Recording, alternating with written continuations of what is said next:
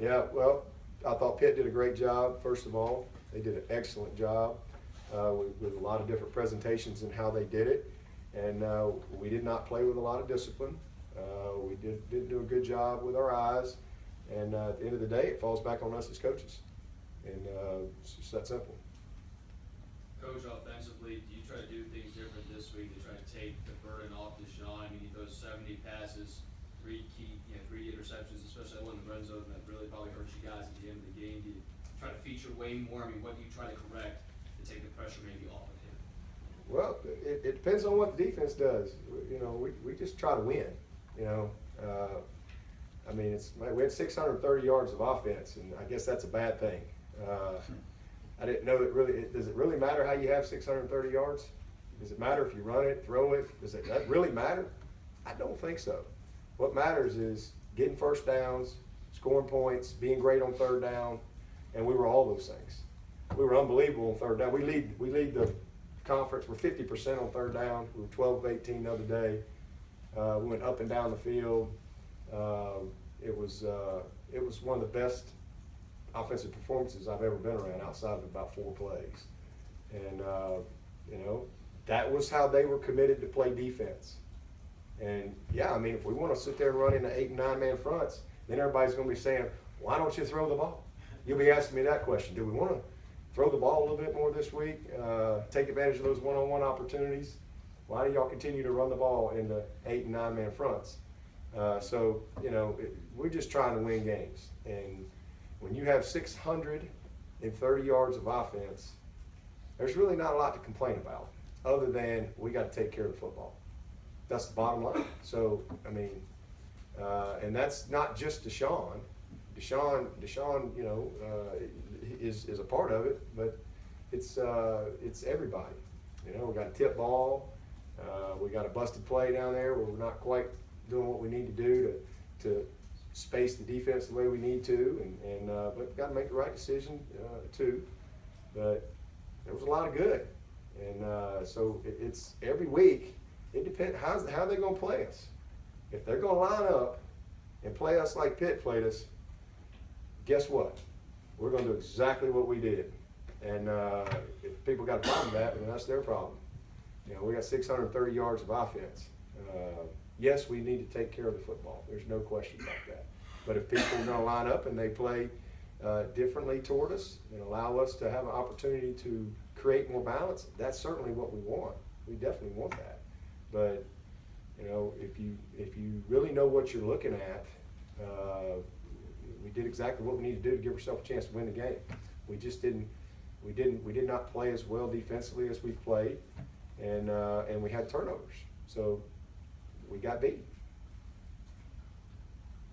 With Scott Pagano being sidelined, how much does it help that you have a guy like Dexter Lawrence who's playing as well as he has as a true freshman? Well, it's big to lose Scott. He's a great player. He's one of our main guys in there. He's had a good year. He's a big old physical, strong guy. Brings a great presence to the inside, and so it's a big loss. But you know, it hurts our depth. I mean, yeah, it's great to have Dexter, but it's also nice to be able to have a great rotation with those guys. And here's a veteran guy that's played a lot of football. You know, we're going to get him back. He'll be back at certainly for the bowl. He'll be back and ready to go, but it's going to be a big loss for us. You know, so the guy that's got to step up for us is Huggy. I mean, he's got to step up in a big way. Him and Jabril going back inside. Jabril's been back inside for several weeks now, but those two guys are going to have to play big for us this week and as we finish the season. Has the smoke around Clemson affected anybody's the practice or the players' health or anything? No. I mean, we were inside last night. I mean, it's obvious. I mean, you smell it. I mean, I hate it for everybody. I think they even canceled some of the rec stuff on campus yesterday, so I hate it for all the students that, you know, missing out on some rec opportunities. But yeah, it's crazy what's going on. We just haven't had any rain, you know, and the wind kicks up and starts pushing that smoke and pushing the fires and stuff. So, but we have not, and we're fortunate because we do have an indoor facility, so it won't impact us as far as being able to practice. You said in preseason the ACC has gotten better. Is that borne itself out, would you say? This year? Oh, yeah, absolutely. It's like I told y'all last week about Pitt. I said they're a couple of plays away from being 8-1, because I've watched every game, and I know exactly what I'm talking about, what I looked at, and this is a good football team. Schematically very difficult, physical, and they lose on the last play to North Carolina, right there at the end against Virginia Tech. I mean, they had some tough. They beat Penn State. So I knew that this was a team that if you don't play well, you're got a chance to get beat. And we've been very good on defense, very consistent all year. That's probably been our most consistent area, but we didn't play well defensively, and then we had again the turnovers, and we got beat. They played a heck of a ball game. They played a heck of a game, made a bunch of plays, executed at a high level, and they're a good team. They're a good team, and Wake Forest is the same. Absolutely, every single week, it is not easy. It's just not. And I'd love to just mow everybody over every week, but everybody's got good coaches and everybody's got good players, and young people that care about their performance and practice hard, and it's hard. It's hard. Definitely, it's a tough league, man. It's a tough league. That's why I appreciate winning. I appreciate winning. I don't care how you win. I appreciate winning because it's hard to do. It is hard to do, especially with the consistency that we've had around here. It is not easy. Considering how the flow of the offense was going on those last two plays, running plays that were stopped, why didn't you call something with Deshaun to give him an option to run or pass? What did you see that kind of took the ball out of his hands? We just went with our two calls that we had in that situation that we game planned all week, and didn't work out. They were better than us in that play. I think we've been 100% in our heavy package all year, and now we're 99%. So we didn't get it done. Give them credit. They defeated us, and move on. But that's why, because we work all week, we game plan, and that's what we felt like we needed to do, and didn't work out. So bad coaching on us, because obviously we had a bad plan in that regard. Coach, after a loss, you're still one or two or three teams in America that probably holds their own destiny.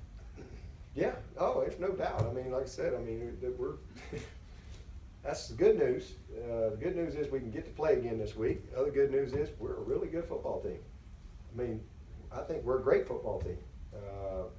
But we got to go finish, and it'll all play itself out. But you're exactly right. There's nothing different for us. We control our destiny, and it wouldn't have been any different if some of those other teams hadn't lost last week. We still control our destiny. So, it is what it is in that regard. It really doesn't matter. All that matters is trying to find a way to beat Wake Forest this week. If we do that, then we're on track to bigger and better goals. Along those lines, Ohio State and Louisville are two teams that don't hold their own destinies. This is going to be a difficult night for the playoff committee to sort all that out. How highly should a conference championship matter when you weigh against teams like Ohio State, Louisville, who might not win one? I think it should matter big time. Otherwise, why have one? I mean, it depends on what your record is. I mean, I think you got to look at the totality. You can't just say, well, they're 7-5, or what it would. No, they're 8-5, and they're the conference champions. Well, okay, great, but they stunk the rest of the time. I mean, you can't put an 8-5 conference champion over whatever 12 or 11-1 Ohio State or whatever that lost to a really good team somewhere. I mean, that's kind of common sense. I don't think it's really that complicated. But if it comes down and you got an 11-1 team versus a 12-1 team, and they won their conference championship and played 13 games and beat another I think that's kind of self-explanatory. It should matter. Otherwise, do away with them. But I think all that stuff works itself out. I mean, there's always all this drama and talk every year, but it really, I thought the BCS got it right every year. And I definitely think the playoffs have gotten it right the last couple of years. I don't think there's been any question about that. But it'll all work itself out the way it's supposed to. You gotta go play, man. Gotta go play. A lot can happen in a week. A lot can happen in a week. All the stuff everybody sits around and talks about, worries about, writes about right now, you just end up ripping it all up next week, because it's a different story. So for us, man, we're just trying to beat Wake Forest. Jordan Blake mentioned